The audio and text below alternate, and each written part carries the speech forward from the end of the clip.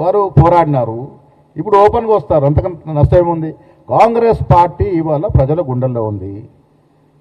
ఇప్పుడు వచ్చే ఎన్నికల్లో నేను చాలా సందర్భాలు చెప్పాను, మేము ఇచ్చే కార్యక్రమాలు ప్రజల నానుడి. రేపు ఎన్నికల నాటికి డెఫినెట్గా మేము మళ్ళీ పుంజుకొని 90 సీట్ల వరకు వస్తాయనే నమ్మకం మాకుంది. ఎందుకంటే మేము ఇస్తున్నట్టు సంక్షేమం, మేము ఇస్తున్న అభివృద్ధి ఫలాలు ఆ రకంగా ఉన్నాయి. ప్రపంచ చరిత్రలో సన్నబియ్యం బీదవారికి సన్నబియ్యం ఇచ్చిన చరిత్ర ఈ దేశంలో ఏ రాష్ట్రంలోనే ఉందా? ఉచితంగా మహిళా బస్సు మొదలుకొని సన్న బియ్యాల వరకు మేము ఇచ్చినటువంటి సంక్షేమ కార్యక్రమాలు ఈ దేశంలో ఎక్కడ జరగట్లేదు. అంత చక్కటి కార్యక్రమాలు ఏ పరిస్థితులు ఇస్తున్నాం? అప్పనంగా రాష్ట్రాన్ని అమ్మేసి 8 లక్షల చిల్లర కోట్ల అప్పులో ముంచేసి పోతే కూడా అవన్నీ సర్దుకొని ఇవ్వగలుగుతున్నాం. ఇలా విదేశీ పెట్టుబడులు అన్ని వేల కోట్లు ఎట్లా తేయగలుగుతున్నాం? నమ్మకం కదా. రాష్ట్రంలో ఒక ప్రభుత్వం నడుస్తోంది, ఒక యువకుడు ముఖ్యమంత్రిగా ఉన్నాడు, టీం బాగుంది అనే నమ్మకంతో కదా పెట్టుబడులు వస్తూ ఉన్నాయి. మాకు ఆ నమ్మకంతో ముందుకు పోతాం. ప్రజలు మా మీద విశ్వాసం ఉంది. డెఫినెట్గా ఆ విశ్వాసంతో మళ్ళీ పోతాం. మళ్ళీ చెప్తా ఉన్నాను, బీజేపీ 8 సీట్లు, పార్లమెంట్లో బీఆర్ఎస్ పార్టీకి 0 సీట్లు. వారిరువురు ఏకమైన విడిగా ఉన్నా మాకేం నష్టం లేదు.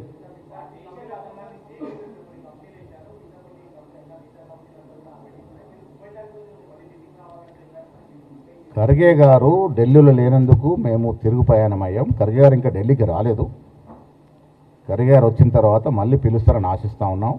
కమిటీలు ఫేస్ వైజ్గా వస్తూ ఉన్నాయి. మెయిన్ కమిటీస్ వచ్చాయి, ఆఫీస్ బేరర్స్ రేపో మాపో వస్తాయి, మిగతా కమిటీస్ అన్నీ కూడా వచ్చే అవకాశం ఉన్నది.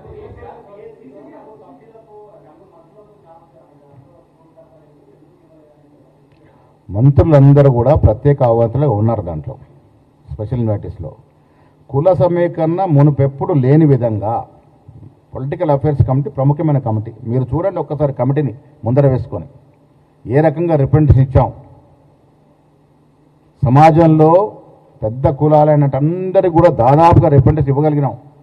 ఒక నెల పాటు మేము దాని మీద సుదీర్ఘంగా ఎక్సర్సైజ్ చేసి అన్ని ప్రాంతాలు, అన్ని కులాలు, సీనియర్లు, కొత్తవారు, యువకులు అందరికీ అవకాశం ఇచ్చినాం.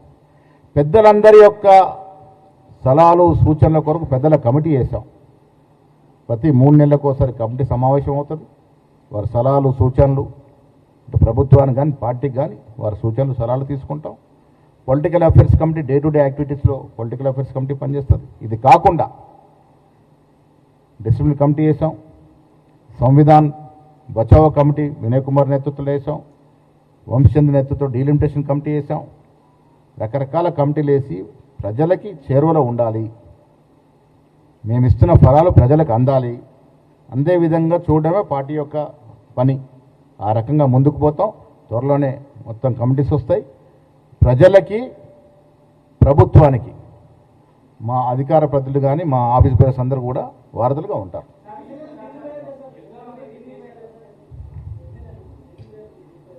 పోతారు, ఏముంది. ఇప్పుడు ఎవరి కోరికలు వారికి ఉంటాయి. ఎమ్మెల్యేలు ఢిల్లీ పోతారు, కలుస్తారు, వారి సామాజిక అవసరాల గురించి మాట్లాడుతూ ఉన్నారు. మేము కూడా వింటూ ఉన్నాం, ప్రతిదాన్ని నోట్ చేసుకుంటూ ఉన్నాం, హైకమాండ్ దృష్టికి తీసుకెళ్తాం.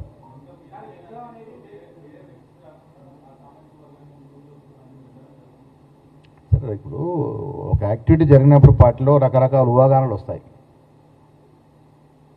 ఇప్పుడు ఒక సామాజిక వర్గం వారు మాకు వస్తుందని ఆశిస్తున్నారు, ఇంకొక సామాజిక వర్గం వారికి ఇవ్వండి, వారికి ఏదని చెప్పట్లేదు, వారికి ఇవ్వండి మాకు కూడా ఇవ్వండి అడుగుతా ఉన్నా. తప్పేముంది? లేదు, తిరంగా యాత్ర మంచిదే. జయంతి యాత్రలు ఎందుకు పెట్టాము మేము? జయంతి యాత్రల వల్ల ఇవాళ రాష్ట్ర క్యాపిటల్లో జరిగింది, రేపు జిల్లాల వారీగా చేస్తాము. సైనికులకి మనోధైర్యం ఇవ్వాల్సిన అవసరం ఉన్నది.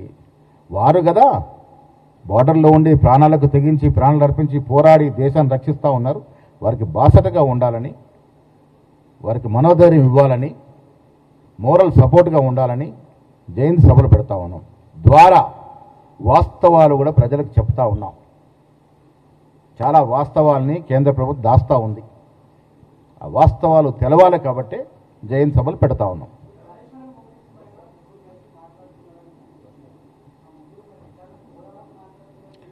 మాకున్న సమాచారం ఈటెల గారు టెక్నికల్గా బీజేపీలో ఉన్నారు, కానీ మళ్ళీ ఆయన మనసంతా పాత ఇంటి కొట్టుకుంటాను కనబడతా ఉంది. కాళేశ్వరం నోటీసు విషయంలో హరీష్ రావు గారు ఈటెల కలిశారని మాకు సమాచారం. అక్కడ నుండి ఫోన్లో కేసీఆర్ గారితో మాట్లాడారని మాకు సమాచారం. కాళేశ్వరం నోటీస్ వచ్చింది కాబట్టి ఆ ముగ్గురు ఏకమైనట్టుగా మాకు సమాచారం. మరి ముగ్గురు ఏకమై ఆయన ఇచ్చే వాగ్మూలంతో కేసీఆర్కి సపోర్ట్ చేస్తారా? బీజేపీలో ఉండి కేసీఆర్కు వ్యతిరేకంగా మాట్లాడి ఆనాడు బీజేపీ నాయకులు నడ్డా గారు కానీ మోడీ గారు ఏమన్నారు కాళేశ్వరం ప్రాజెక్టు గురించి? మీరు చెప్పాలి. ఏమన్నారు? ఇదొక ఏటీఎం లాగా మారింది, కేసీఆర్ కుటుంబానికి ఎనీ టైం మనీలాగా మారింది, ఎప్పటికప్పుడు దోచుకుంటా ఉన్నారని బీజేపీ నాయకులు అన్నారు. అది నిజమని ఈటెల గారు వారు వాంగ్మూలం ద్వారా రుజువు చేస్తారా? లేదా ఆ మోడీ గారు నడ్డా గారు తప్పు మాట్లాడినారు, మేమంతా నిజాయితీ పరులం, నేను కేసీఆర్ హరీష్ రావు నిజాయితీ పరులమని నిరూపించే ప్రయత్నం చేస్తారా? ఇది ఈటెల గారి మీద ఆధారపడి ఉంది. ఈటెల గారు జవాబు చెప్పాల్సిన అవసరం ఉన్నది. వాస్తవాలు చెప్పి ఎస్ మోడీ గారు నడ్డా గారు అన్నది వాస్తవము, కాళేశ్వరం ఒక ఏటీఎం లాగా మారింది కేసీఆర్ కుటుంబానికని నిరూపిస్తారా? లేక కేసీఆర్ హరీష్ రావు ఈటెల ముగ్గురు కూడా ఒకే స్టేట్మెంట్ ఇచ్చి నడ్డా గారు మోడీ గారు మాట్లాడింది తప్పని చెప్తారా? అది ఈటెల గారు తెలుసుకోవాల్సిన అవసరం ఉన్నది.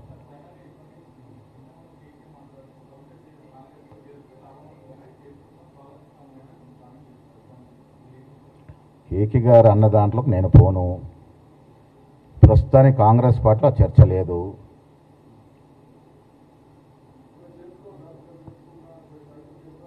అలాంటి ప్రస్తావన లేనప్పుడు దాని గురించి మాట్లాడడం వేస్ట్ కదా. ప్రభుత్వం ప్రయత్నం చేస్తూ ఉంది వీళ్ళని త్వరగా స్థానిక సంస్థల ఎన్నికలు పోవాలని. మంత్రివర్గ ఉపసంఘం దాని మీద కొంచెం ఎక్సర్సైజ్ చేస్తూ ఉన్నారు.